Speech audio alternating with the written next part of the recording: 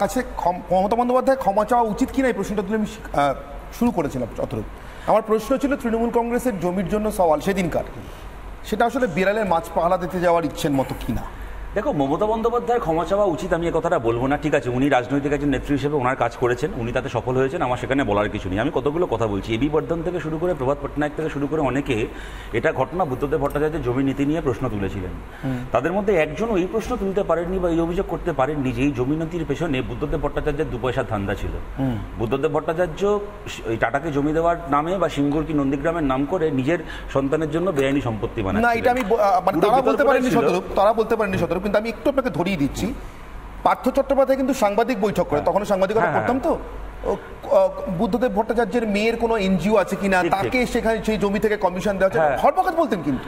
একদম না, সেটা আমার মনে আছে যে বাংলার ইতিহাসে সবচেয়ে সৎ রাজনীতিবিদ পার্থ চট্টোপাধ্যায় দুর্নীতিগ্রস্ত বুদ্ধদেব ভট্টাচার্যকে নিয়ে অনেক প্রশ্ন করতেন, কিন্তু ইতিহাসের বিচার এটাকেই বলে যে আজকে যখন তৃণমূলের কোনো সমর্থকও এই বিষয়টাকে নিয়ে কথা বলেন, তারা এবি বর্ধনের রেফারেন্স দেন, পার্থ চট্টোপাধ্যায় রেফারেন্স দিতে পারেন না। কেন পারেন না পারেন না আপনারা সবাই জানেন, আমি সেই প্রসঙ্গে যাচ্ছি না। আমি এমনিও আমার মন মেজাজ এমন নয় যে আমি ওই তর্ক করবো, আমি আজকে আপনারা বুঝতেই পারছেন আমি ওইটার মধ্যে যাচ্ছি না, যেহেতু একাডেমিক আলোচনা হচ্ছে আমি সেই প্রসঙ্গে কথা বলছি।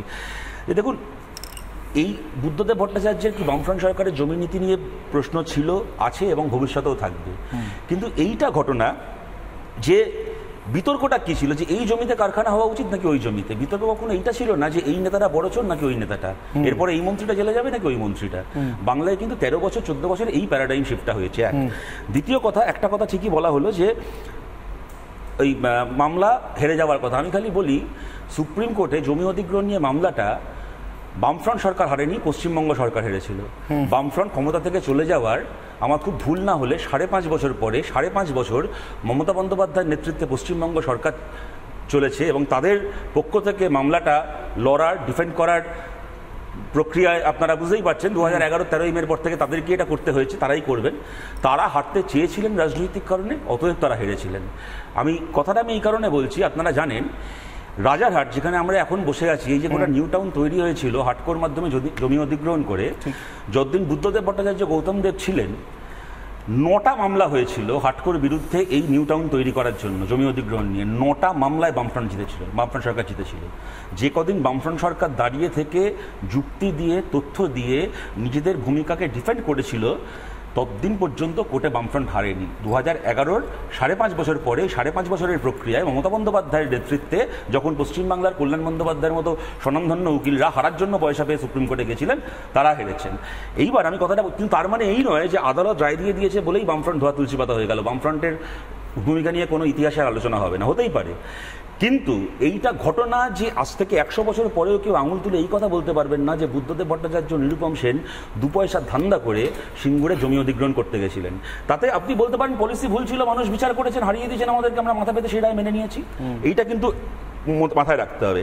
3 নম্বর কথা হচ্ছে, আজকে যদি সিঙ্গুর নিয়ে আদালতের রায়কে নিয়ে আমাদেরকে এত আলোচনা করতে হয়, তাহলে তারপরে তো আদালত এই রায়ও দিল যে মমতা বন্দ্যোপাধ্যায় সরকারকে টাটাকে কয়েকশো কোটি টাকা কম্পেনসেশন দিতে হবে, সেটা দিচ্ছেন না। সুতরাং আমি বলছি যে আমি আদালতের রায়টাকে আমি বলছি না যে ইতিহাসের বিচার আদালতের রায় এসে থেমে যাবে, কিন্তু আলোচনা করতে গেলেই পুরোটাকে নিয়েই আলোচনা করতে হবে। আমি একটা কথা বলছি, দেখো অনির্বাণ, আজকে না মানে দেখো অনেকে আমি দেখছি সোশ্যাল মিডিয়াতে বলছেন, অনেকে বলছেন যে এই যারা এত নিন্দা করেছিল বুদ্ধদেব ভট্টাচার্য তারা আজকে মালা দিচ্ছে, গানসাল দিতে চাইছে। আমি সৎভাবে বলছি, আন্তরিকভাবে বলছি, আমি তাদের এই সমালোচনার সাথে আমি একমত নই। তার একটাই কারণ, দেখো আমাদের বিরোধী দলেরও যে নেতারা এর আগে প্রয়াত হয়েছেন, আমরা যাদেরকে শ্রদ্ধা জানিয়েছি, সম্মান জানিয়েছি, মালা দিয়েছি, তাদের জীবদ্দশায় কি আমরা কখনো তাদের সমালোচনা করিনি?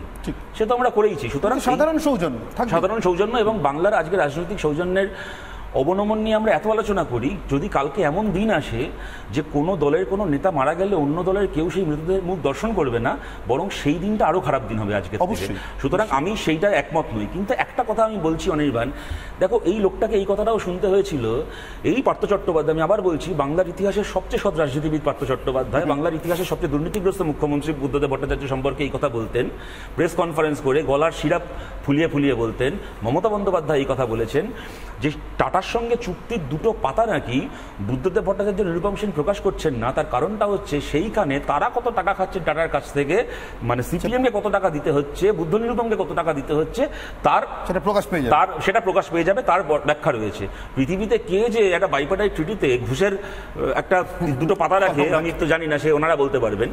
সেই সময় বুদ্ধ ভট্টাচার্য নিরুপম সেনরা বারবার করে বলেছিলেন যে দেখুন আমরা এটা প্রকাশ করতে পারি না, তার কারণটা হচ্ছে এই দুটো পাতা হচ্ছে আমরা কতটা জমি নিচ্ছি, তার জন্য কি টাকা টাটা আমাদেরকে দিচ্ছে, আমরা কোন চুক্তিতে তাদেরকে দিচ্ছি, তাদেরকে কতদিনের মধ্যে কারখানা তৈরি করতে হবে, কি করতে হবে, সব কিছু প্রকাশ করেছি। কিন্তু ওই দুটো পাতা আমরা করতে পারি না, তার কারণটা হচ্ছে আমরা হচ্ছে চুক্তিবদ্ধ। ওই দুটো পাতায় তাদের যে মেকানিক্যাল অ্যারেঞ্জমেন্টটা, গাড়িটা তৈরি হবে যে 1 লাখ টাকায়, সেই সময় 1 লাখ টাকার মধ্যে ন্যানো গাড়ি তৈরি হবে, তাদের যে সেই মেকানিক্যাল সিক্রেটটা, তার ব্যাখ্যার বর্ণনা রয়েছে। আমরা এটা প্রকাশ করতে পারি না, তাহলে আমাদের জেল হবে, টাটা আমাদেরকে জেলে নিয়ে যাবে, করতে পারি না। বলা হলো যে বুদ্ধদেব ভট্টাচার্য নিরুপম সেন তাদের ঘুষের তথ্য গোপন করার জন্য এটাকে প্রকাশ করছেন। আমি বলছি 2011-র 20 মে মমতা বন্দ্যোপাধ্যায় শপথ নিয়েছেন, আজকে 2024 সাল, অগাস্ট মাস। এতদিন ধরে মমতা বন্দ্যোপাধ্যায় রাজ্যের মুখ্যমন্ত্রী, ওনাদের মানে ইলেকশনে যে লড়েছিলেন আমাদের সবার মনে আছে, ওনাদের নির্বাচনী প্রতিশ্রুতি ছিল ক্ষমতায় আসলে ওই দুপাতা প্রকাশ করে আমরা বুদ্ধ নিরুপমের মুখে কালো কালি ঘষে দেব। যেরকম ওদের বক্তব্য ছিল যে 21শে জুলাই গুলি চালানোর জন্য মনীষ গুপ্তর ফাঁসি চাই, এখন সেই মনীষ গুপ্ত 21শে জুলাই মঞ্চে বসে পাগলু ডান্স দেখেন। সেরকম কথা ছিল ওই দুপাতা চুক্তি প্রকাশ করে বুদ্ধদেব ভট্টাচার্য নিরুপম সেনের দুর্নীতি ফাঁস করা হবে। আমি বলছি আজকে তো টাটাও চলে গেছে পশ্চিমবাংলা থেকে, কারখানাও ভেঙে দেওয়া হয়েছে, সব হয়ে গেছে, তবু ওই দুটো পাতাটা কেন প্রকাশ হলো না? আর আমি লাস্ট একটা কথা বলছি, আজকে যে সৌরভ এই শালবনী এই জমিটাকে নিয়ে আমাদের আলোচনা হচ্ছে, অনির্বাণ দেখো 1 টাকায় জমি বামফ্রন্ট দিয়েছে, আমি টাকা নিয়ে প্রশ্ন তুলছি না, আমি বলছি চন্দ্রকোনাতে, হ্যাঁ সেটা তো গেল, এটা নিয়ে আমরা আগের দিনও আলোচনা করেছি স্বর্ণালীর শোতে, যে এই টাকাটা কথা ছিল যে যারা সেই চিটফান্ডে প্রতারিত তাদেরকে খালি সেই তোমার জমি কেন, সেই চিটফান্ডের মালিকের দরকার হলে পরনের জামা কাপড় নিলাম করে সেই টাকা ডিপোজিটারদের ফেরত দিতে হবে, সেটা হচ্ছে না। আমি বলছি এই যে 1 টাকায় জমি দেওয়া, দেখো বামফ্রন্ট সরকারও 1 টাকায় জমি দিয়েছে দুটো ক্ষেত্রে, 1 স্কুল তৈরি করার জন্য, 2 হাসপাতাল তৈরি করার জন্য প্রাইভেট। এবং আজকে কেউ বলতে পারে প্রাইভেট স্কুল প্রাইভেট হাসপাতাল ব্যবসা করবে, তাদেরকে কেন 1 টাকায় দেওয়া হবে, কেউ বলতেই পারে, এটা খুব জরুরি কথা। আমি তোমায় বলছি অনির্বাণ, তোমরা খুব ভালো করে জানো যতগুলো প্রাইভেট স্কুল এবং হাসপাতালকে 1 টাকায় জমি দেওয়া হয়েছে বামফ্রন্ট সরকারের সময়, আজকে ধরো বাইপাসের আমাদের এখানে মুকুন্দপুরের ওখানে এতগুলো প্রাইভেট হাসপাতাল যারা জমি পেয়েছে, প্রত্যেকের সঙ্গে পশ্চিমবঙ্গ সরকারের, অ্যান্ড রিমেম্বার এটা বামফ্রন্ট সরকার নয়, পশ্চিমবঙ্গ সরকারের চুক্তি ছিল যে হাসপাতালের এত শতাংশ বেড বিনা পয়সায় বিপিএল তালিকা অন্তর্ভুক্ত মানুষের জন্য বিনা পয়সায় চিকিৎসার জন্য রাখতে হবে, 2 প্রাইভেট স্কুলে এত % সিট হচ্ছে বিপিএল পরিবার থেকে আসা ছেলে মেয়েদের জন্য বিনা পয়সায় রাখতে হবে। আজকে বামফ্রন্ট ক্ষমতায় নেই, মমতা বন্দ্যোপাধ্যায় আছেন, এই চুক্তির দ্বারা কিন্তু আজকের পশ্চিমবঙ্গ সরকার এম্পাওয়ার্ড। তুমি বলো আজকে একটা প্রাইভেট হাসপাতাল, ওই হাসপাতালগুলোর মধ্যে যারা 1 টাকায় জমি পেয়েছে, যে 1 টাকায় জমি পায়নি নিজের বাজার দরে জমি কিনে নার্সিংহোম করেছে, তাকে আমার বলার কিছু না থাকতে পারে, কিন্তু যে আজকে পশ্চিমবঙ্গ সরকারের কাছে চুক্তিবদ্ধ, যেখানে বামফ্রন্ট সরকারের সময় পর্যন্ত তো 10% করে মুকুন্দপুরের হাসপাতালগুলোতে ফ্রি বেড থাকতো, আজকে কেন তোমার মনে থাকবে কোভিডের সময় কান্তি গাঙ্গুলি ওইখানে বিক্ষোভ দেখিয়ে বলেছিলেন যে আমাদের গভর্নমেন্টের সময় মানে অফিসের বাইরে বসে থেকে পায়ে ধরে এরা জমি নিয়েছে, আমরা এই চুক্তিতে জমি দিয়েছি যে 10% বেডে বিনা পয়সায় চিকিৎসা করতে হবে। আজকে একটার পর একটা গরিব লোক হাসপাতালের বাইরে বিনা অক্সিজেনে মারা যাচ্ছে, কেন তাদেরকে হাসপাতালে ভর্তি নেওয়া হচ্ছে না? কেন পশ্চিমবঙ্গ সরকার আজকে হাসপাতালগুলোকে জিজ্ঞেস করছে না বা বাধ্য করছে না বিনা পয়সায় ট্রিটমেন্ট?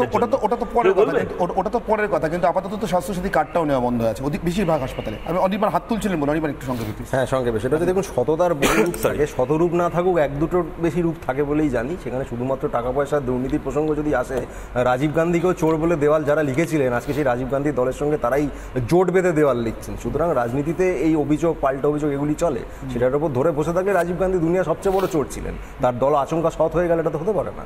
সেই জায়গায় দাঁড়িয়ে বলি, নীতিগত জায়গা থেকে, রাজনীতির জায়গা থেকে কমিউনিস্ট স্বঘোষিত কমিউনিস্ট পার্টি যখন এসিজেড 2003 আইন তৈরি করে, যেটা কিনা তাদেরই ভাষ্যে, এটা আমি বলছি না, অন্য কেউ বলছে না, তাদেরই ভাষ্যে, যখন 1990-এর দশকে নরসিংহ রাওরা ওপেন ইকোনমি এটসেট্রা এগুলি নিয়ে আসছেন এবং নিয়ে আসতে গিয়ে তারা পুঁজিবাদের দালাল প্রতিক্রিয়াশীল শক্তি সব হয়ে যাচ্ছেন, সেই একই ওপেন ইকোনমির একটি অন্যতম স্তম্ভ এসিজেড 2005-এ কংগ্রেস সরকার করছে ইউনিয়নে, আর 2003-এ কমিউনিস্ট সরকার, তথাকথিত কমিউনিস্ট সরকার এখানে করে দিচ্ছে, যেটাকে তারাই বলেছে যে এসিজেড মানে হচ্ছে শ্রমিক শ্রেণীর কবর খোঁড়া, অধিকার কেড়ে নেওয়া ইত্যাদি। সেই জায়গাতেই বললাম যে নীতিগত জায়গা থেকে এটাকে আপনি অসততা বলবেন, নীতিগত জায়গা থেকে সোশ্যালিস্ট রিপাবলিক অফ ওয়েস্ট বেঙ্গলে কত লোকের চাকরি হয়েছে, মানে কেমন সমস্যা? সোশ্যালিস্ট রিপাবলিকে শুনুন কত লোকের চাকরি আপনি তো বলছেন ওরকম দিকেই যাচ্ছেন বোধহয়, নাকি? না আমি ওর সাথে যাচ্ছি না, আমি বলছি আমি ধরুন বললাম অনির্বাণ, আমি ধরুন আপনাকে বললাম কমিউনিস্ট পার্টি হয়ে বলেছিলেন যে আপনারা সমাজতন্ত্র করতে পারবেন, আমি আপনাকে বললাম যে কংগ্রেস করতেই পারেন, কোনো আমি অসুবিধা নেই। আপনাকে বললাম কংগ্রেস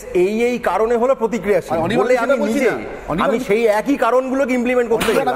তাহলে আমাকে আপনি কি বলবেন? ওরা তো খুব খারাপ, কিন্তু ওরা আমি খারাপ ভালো যাচ্ছি না, আমি খারাপ ভালো যাইনি অনির্বাণ, আপনি ভুল করছেন। জিট ফান্ডের জমি বিনা পয়সায় দিয়ে দিচ্ছেন, নামমাত্র দামে দিচ্ছেন কেন? আমি খারাপ ভালোতে যাইনি, আপনাকে বললাম আমি নিজে যে নীতিটাকে প্রতিক্রিয়াশীল বা পুঁজিবাদের দালালি হিসেবে দাগিয়ে দিলাম, নিজে সরকারে থেকে সেই একই নীতি আরো আগ্রাসী ভাবে ইমপ্লিমেন্ট করতে গেলে আমি সৎ না অসৎ। আমি একটা উত্তর দিতে পারি, এক সেন্টেন্স, আমি তার বেশি বলবো না। সুতরাং অনির্বাণও এই যে অভিযোগটা তুললো, এখন রাজীব গান্ধী বিরোধিতা করেছিল বামপন্থীরা, কেন এখন তাদের সেই দলের সঙ্গে?